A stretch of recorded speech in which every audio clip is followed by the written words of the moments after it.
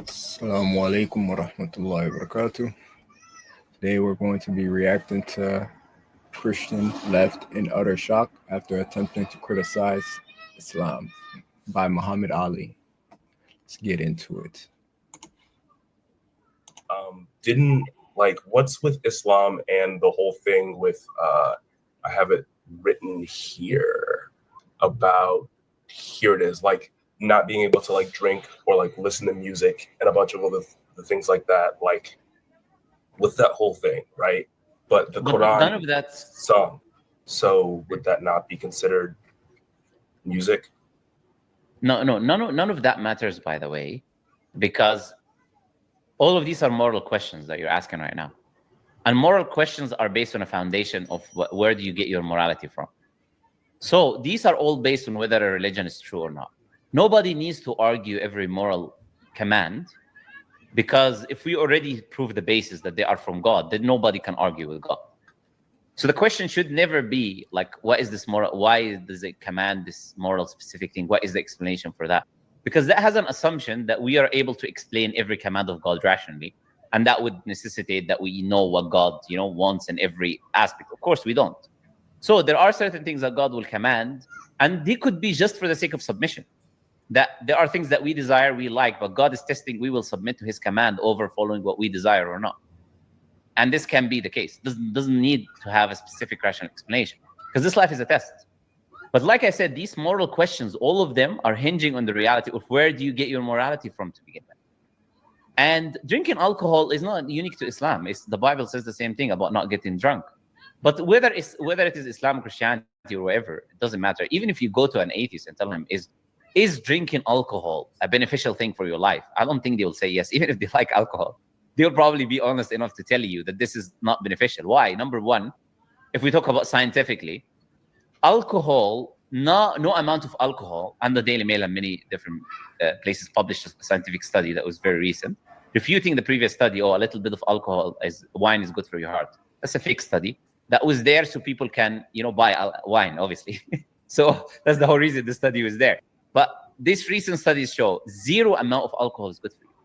Shows 0.0. No amount of alcohol is good for you, for your body at all, in any way, shape, or form. Obviously, it's bad for your skin. It gives you kidney failure. It gives you cancerous cells. It's one of the main causes, first 4 or 5 causes of cancer in the world, drinking alcohol. So for you as a human, generally, it's not good in any way, shape, or form. Of course, you lose your consciousness, and then you start behaving in the most disgusting manner towards human beings around you, and you don't know what you're doing. So when it comes to you as an individual, as the few things I mentioned. Now, when it comes to your community, it's completely harmful in every way. You have all of these cases of domestic abuse, which happens. Like, watch England when England loses a football match. What happens in the household to all of these women, of these drunk guys? They're already fighting in the street, but imagine when they go to their wives and home, what they do. And there's a huge study by the UN called "Women Abused Every Day, Everywhere." I'd recommend you watch that, read that, and I'll show you the amount of abuse that women go through in the household. And this is in Europe and America. It has nothing to do with anywhere else in the world. This is the biggest study the UN done on this topic. Now, you have domestic abuse, you have drinking and driving, going through the roads and hitting people. You have abuse of children, of drunk parents. These cases are not just 1 or 2 cases. You have the biggest crimes. Oh, sorry.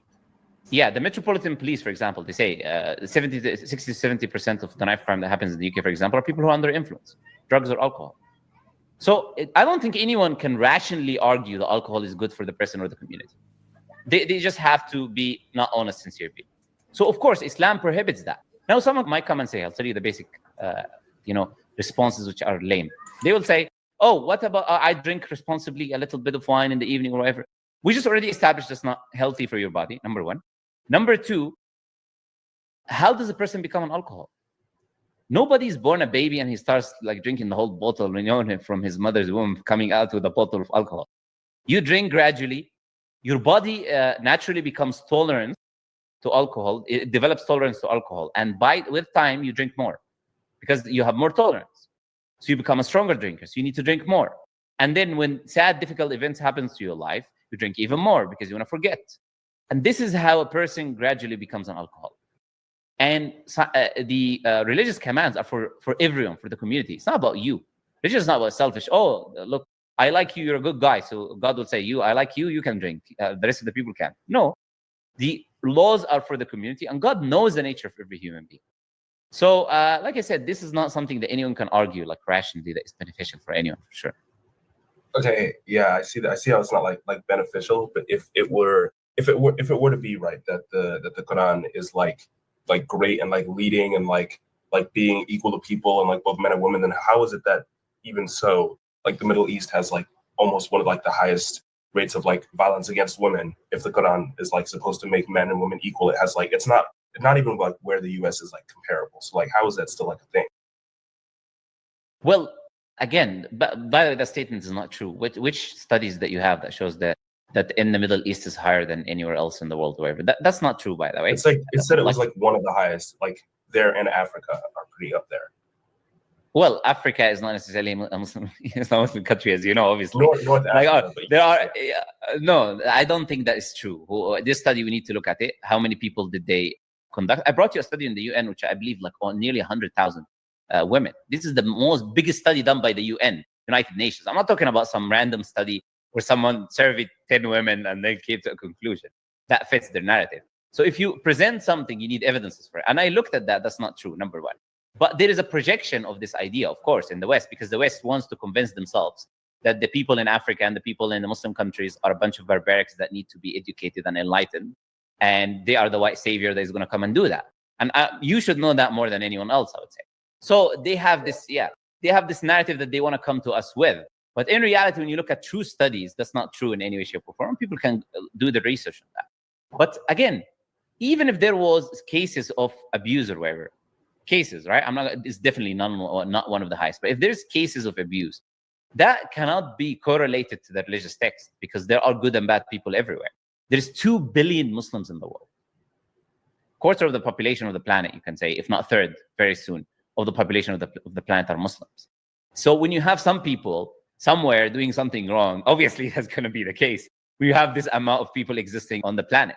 Now, the Quran, the Prophet explicitly in one narration said, do not hit the women servants of Allah. So he prohibited that. The Prophet explicitly prohibited any severe hitting, any hitting the face, any breaking bones, or any severe hitting of a woman. The Prophet ﷺ, his wife said the Prophet never hit any woman. And he's the example for us that the Quran tells us to follow.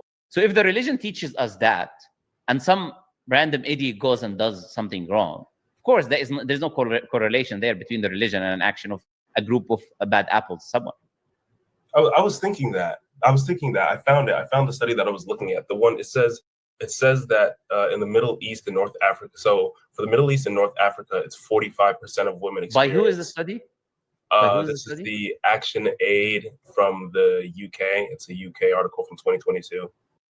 That's an article. So that's not a scientific study. Who conducted the study? Who did the survey? How many people were surveyed? I can write you an article today and I'll tell you the 100% of Western women get abused. That doesn't mean anything. Which organization went there and surveyed the women? And what were the questions asked? What was the number of people? All of these things are available on the UN website. Like, for example, for the study I gave you. I guess this one doesn't have that on there specifically. Do you see now my problem? My problem is that a lot of people, look, are not familiar with primary sources, are not familiar with proper researching. And a lot of people have a confirmation bias. They would accept information that is in line with their bias. Their bias already, they're grown up watching media and hearing all the news. Their bias already believes this is true. So if something says what I believe, of course I like it. I'm not going to go investigate and actually see where these studies done. And that's why I told you that was not true. And there is no such studies that exist that demonstrates any of that. But there are studies, clear, like the one I gave you. Nobody can refute a UN study because the UN is not obviously a Muslim source. So nobody can refute a UN study which surveys tens of thousands of women in the Western America. Nobody can refute that. So if anyone has issues with abuse, I would say they should start with the West, before they talk about any country, right? Yeah, plus, I never said the Middle East, so I said it also was the Middle East from what I saw. And which is not true. From everything I see here, like it shows that like even like Muslims tend to like do a lot of like crime and stuff, but I guess based on the study. Like, I mean, based on what you just said, that's literally just not true, I guess. No sources, no numbers, no amount of people who were surveyed. This is anyone can write anything. And this is just a random website. I told you today, I'll go write you, I'll get it on the top of Google as well if I pay Google. And then I'll have whichever I want to say, I'm going to say. People can lie. Anybody can lie. People need to understand how research is done. Research is not done by just some random person on Google writing something. That's not how you do research. You do research by investigating the process, the methodology of the research that took place, the number of people that participated, the questions that were asked, and the locations, and the organization that conducted the survey, because it could be a biased survey that is lying about the numbers. So once you do that, then you come to a conclusion. So I don't know if you're researching now, trying to find that. That's not how research is done as well in the middle of conversation. No, I was trying to see. I recommend you do that. It doesn't have the questions on it, which I didn't even. It will not. You can check. It will not. But it will not have this. Look, I know it will not because it's a lie. So I know that for a fact. So, okay, coming back to where we were. So I said, if anyone has an issue with amount of abuse or any of that, they need to start with their book. Also, let me highlight something. Islam doesn't say men and women are equal. That's not true. Men and women are equal in their accountability and responsibility towards God. Meaning, if they sin, they're punished equally. If they do a good deed, they're rewarded equally. On the eyes of the Creator, they're equal. For sure. So this general equality exists. But there are different roles for men and women in society as well. Like, we don't believe like the woman should go out and work and feed the household and the man should stay home changing the diapers. That's not the Islamic point of view, for example. So there are roles in society. And these roles are based on the nature that God has created us in. Right? Yeah. So in Islam, we need to highlight the difference between the word equality, because equality can have this assumption that they're treated exactly the same way in every aspect. But men and women are not the same. If men and women are not the same, then treating them the same makes no sense. Their psychology is different. Their biology is different. Everything about them is different. So they would require different things that suits them. They complete one another. It's not about fight, like it is in the West with feminism and red pill and all of this stuff. It's not about fighting. It's about completing each other as a husband and a wife, or a man or a woman. So Islam has roles that everyone fulfills his duties and responsibility, and there is a complete harmony in the household as a result of that. Now, again, as I said, all of these moral questions, look, I can easily give you rational responses that will refute anything you bring up and will give you a rational response. But any moral questions, like I said, they would come back to the position I said to you. So let me ask you this question. Where do you bring your morality from? Why is it good to say any of the things that you think that are good? Where are you bringing the source that we can say this is actually objectively good? What is your source? Usually I pull it from, I mean, I use objective sources. Like the article said that it came from like the UK and that they did like. That's not an objective source. It says that. That's not an immoral objective source. I'm talking about morality. Meaning how to determine. Yeah. An article will give you information. I'm talking about how do you know this information is good or bad? These actions are good or bad? How do you determine moral actions are good, morally good or morally bad? What is the source? I mean, mine comes from the Bible. I mean, it pretty clearly states. Yours comes from. Are you sure? Have you read the Bible? I mean, I've read the majority of it. I haven't read all of it. Let me ask you a question. If I say in Islam, I want you to tell me your opinion. If I say in Islam teaches that if a woman does not cover her head, we should shave her hair. What do you think about that? That's pretty insane. I think that pretty much affirms why I don't follow Islam at that point. That's why you wouldn't follow Islam, right? Yeah, that sounds insane. Okay, if I said to you that Islam teaches that the woman doesn't have any right for divorce. So even if the husband beats her or whatever, maybe if he cheats on her, maybe, but she doesn't have any ground for divorce. And if she's divorced, she cannot marry anyone else. What would you think if Islam teaches that? That makes okay. So see, now I see why the article said that the Middle East had the higher rate of violence. It's because of that, isn't it? It's because of these teachings, right? What if I say to you the Quran? Wait, step by step. What if I tell you the Quran teaches that women should remain silent? They shouldn't teach a man because a man is their higher authority. They should remain quiet in places of worship. And because the man was formed first, he's greater than them. Okay? And they are lesser beings from that sense. He is the head of them. And they need to be quiet and not teach a man or assume authority over a man. What would you think about that as well, on top of what I said to you? That I want your honest was opinion, unfiltered, honest opinion. Completely. I personally refute that, but I remember seeing something like that in the Bible specifically, and if they both you say know- that, then I can't Okay. really refute that. Oh, no, but the other things as well you didn't like about the covering the head and all of these things. You said that's why you would not follow Islam, right? That explains why the Islam has, or the Middle East has, a higher rate of violence, like the study said. So I think that pretty much Perfect. follows why I won't follow it. Perfect. Do you know I was just quoting the Bible to you, and the Quran doesn't say any of that? Do you see how you said to me, look, I'll tell you, this is a problem with all the respect to you. This is a problem with overwhelming majority of Christians today. They don't know what their book says. And all of these things I mentioned to you, none of them are in the Quran. Quran, yes, Allah commands women that is pious and modest to cover your head. Allah doesn't say anything about shaving the head. However, Corinthians says that. 1 Corinthians chapter 11, verse 6 in particular, if you'd like to check. Everything I just told you about, like, for example, not be able to divorce at all unless it's adultery. And if you're divorced, you're not allowed to marry anyone. That's in Christianity. In Islam, you don't need only divorce. You can divorce for, let's say you're not physically attracted to your husband. You can divorce for that simple reason. For abuse, domestic abuse, for any of these problems, you can get divorced. But in Christianity, the religion that you're saying you're following, and you're saying I wouldn't follow Islam if that was in Islam, right? Islam doesn't say the woman should remain quiet. All what I told you about women remaining quiet and the man is the head, and all of that is the New Testament. Corinthians is the New Testament. Everything I'm telling you right now about divorce, this is Jesus' statements in Matthew. All of this is the New Testament. Don't worry, I don't need to go to the Old Testament, because I know Christians would say, oh, the Old Testament is like this. If I go to the Old Testament, it's worse, my friend. I didn't even go to the Old Testament yet. But you see the problem. Christians, they can point the finger. It's very easy. You know, you live in a glass house. You point the finger, you're throwing rocks. Have no clue what your book says. Most Christians. So in reality, you don't know, but you're not following the Bible. You're following liberalism. The real moral teachings are coming for you is from what they taught you in school and what they told you in the West and what you hear in the media and what your community tells you. And that's liberalism. None of that is an objective moral source that comes from God.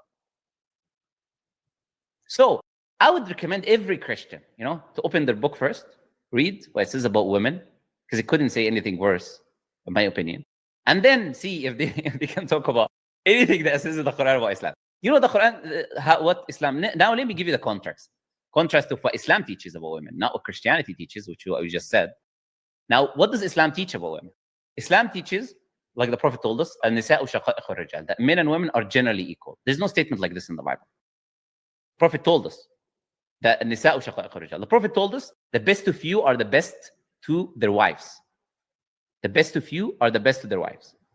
And I'm the best to my wife. And that's why I told you, the Prophet was the example for us. He didn't beat his women. He treated them in the utmost respect and honor. This is what Islam teaches. Prophet said, if you have 2 daughters and you take care of them, they will be a veil for you from the hellfire. The mother, the Prophet ﷺ said, a man came to him and said, who should I love and be good to the most after you? He said, your mother. He said, then who? He said, your mother. He said, then who? He said, your mother. Then he said, then who? He said, then your father. A woman in every level in Islam is taken care of. When you get married to your wife, she doesn't need to lift a finger and work. You have to work. You have to provide for the house. You provide clothing. You provide sustenance. You do all of that. And if she works, her money is her money. There is no religion that brought honor to women the way Islam did. Women before Islam, they were just objects used for fornication and all of that. Islam came, they were not allowed inheritance. Islam allowed them inheritance. They were not allowed to own property. Islam is the first religion to do that, to allow them to own property. When in Western countries, they were not allowed to own property. They were not allowed to be inherited. So nobody can come and point any finger at the treatment of women in Islam, especially if he's a Christian, Christian or atheist out, or any other religion or faith. Nobody can come and say anything about the teachings of Islam. So my recommendation to you is to stick to the statement you made. You said, I wouldn't follow Islam. That's why I don't follow Islam, or I wouldn't follow Islam. Then stick to the same statement about your Christianity. Then you should say, I'm not going to be a Christian because these are the teachings in my book. Shouldn't that be a consistent position?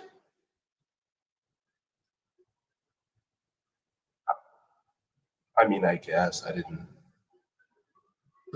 know it said that. There you go. Is there anything else I can do for you?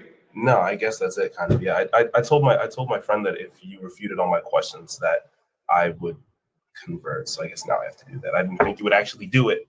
So, but Okay, خلاص, let's do it then, inshallah. But you sure you're doing this?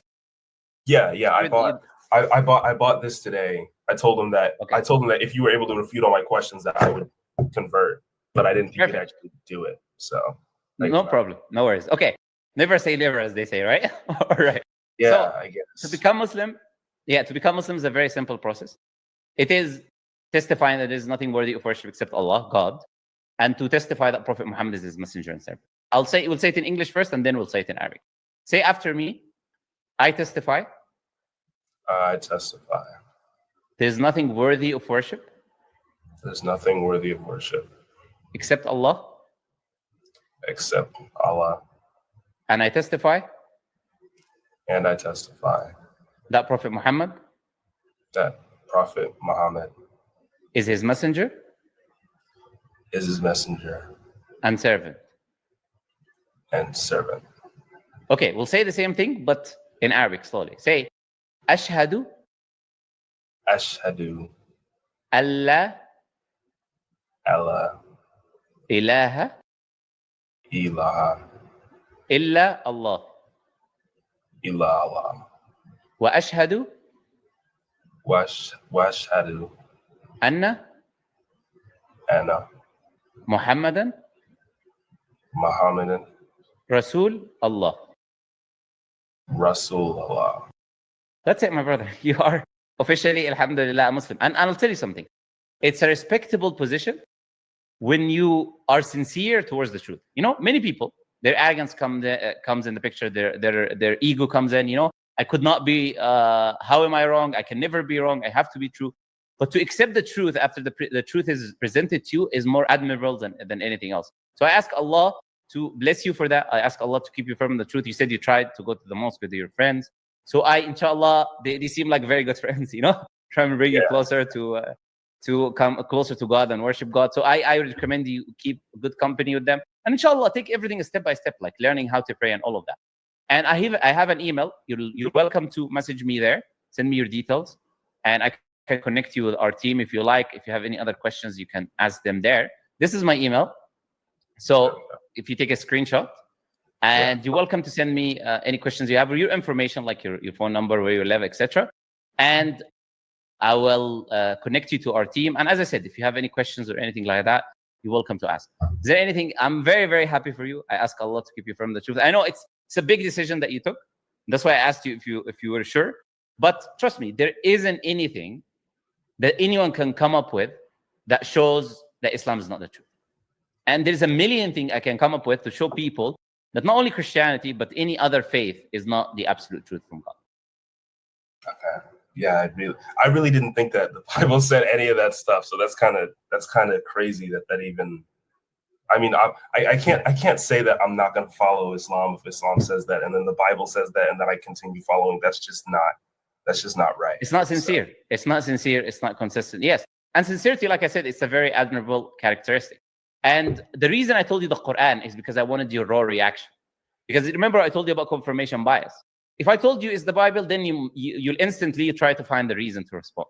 But when you realize, okay, the confirmation bias is not going to come out, you'll give your objective raw opinion when I tell you if this is what the Quran says, right? So it's very important. And I do appreciate you coming on. A lot of people say, you know, they're very happy for you. And like I said, you keep company with your friend. Inshallah, keep company with your friends. Some people are saying, why is he not smiling? It's like you're putting a gun on your head or something. It's just so crazy. You're shocked. You're in shock. I get it. That just doesn't make sense. That just doesn't make sense. You are in shock. I get it. Yeah. Look, there are a few videos on my channel where I talk about that and give references. But even when I upload this video, you'll be able to see the references of the Bible and everything. And even basic Google search after our talk, you will see everything I just told you in the Bible. So, all right, Don, unless I can do anything else for you, please, like I said, make sure to email me and I will connect you with our team. And if you got any questions or anything like that, then we will have a chat. All right? Yeah, I'll do that now.